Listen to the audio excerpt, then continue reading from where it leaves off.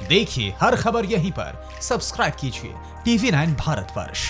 अब फिक्र कोरोना संक्रमण की। देश में कोरोना के मामले 17 लाख के करीब पहुंच गए हैं, लेकिन राहत की बात यह है कि भारत में रिकवरी रेट लगातार बढ़ रहा है। डेथ रेट घट रहा है। रिकवरी रेट 64% से ज्यादा हो गया है, जो दुनिया के बाकी देशों के मुकाबले काफी अच्छा है। डेथ रेट घटकर 2.18% है, जो दुनिया में सबसे कम है।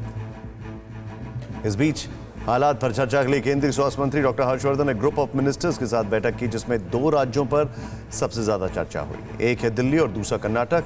क्यों? अब जरा इसे समझें।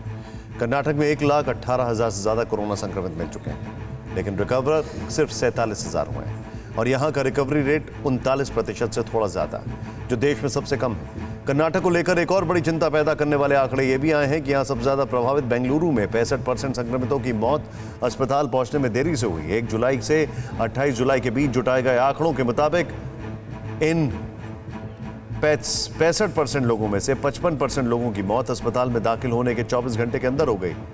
10% लोगों को अस्पताल पहुंचने में मृत घोषित कर दिया गया, मतलब उनकी मौत घर से अस्पताल ले जाने के बीच हुई। आपको ये बात तो समझ में आ गई होगी कि कर्नाटक को लेकर मंत्री समूह की बैठक में क्या चर्चा हुई, क्यों चर्चा हुई। अब आपको बताते हैं कि कर्नाटक के साथ दिल्ली में चर्चा क्यों हुई। दरअसल आज जो हाल बेंगलुरु या कर्नाटक के हैं, वैसे ही खतरनाक हाल कुछ दिन पहले दिल्ली में भी थे। लेकिन आज दिल्ली कहाँ है और कर्नाटक कहाँ है, ये जान लीजिए। आज दिल्ली में रिकवरी रेट 90% के आसपास है, जो देश में सबसे ज्यादा है, जबकि कर्नाटक में रिकवरी रेट देश में सबसे कम।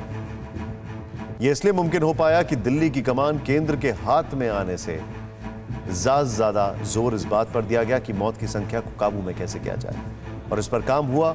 ज्यादा टेस्टिंग और कोमॉर्बिड लोगों को जल्द से जल्द अस्पताल पहुंचाया गया। लेकिन कर्नाटक ने दिल्ली से कोई सबक नहीं लिया, कमियों को सुधारा नहीं, और उसी का नतीजा है वहां कोरोना विस्फोट हुआ, जैसे कि इस वक्त बिहार में भी हो रहा है। बिहार में कोरोना के करीब 3,000 नए मामले सामने आए, जिसके बाद संक्रमितों की संख्या 50,000 के पार हो गई। पिछले 6 दिन से बिहार में लगातार हर दिन 2,000 से ज्यादा केस सामने आ रहे हैं। कोरोना की फिक्र के बाद अब आपकी सेहत से जुड़ी वो बात जो आपके लिए जानना जरूरी है।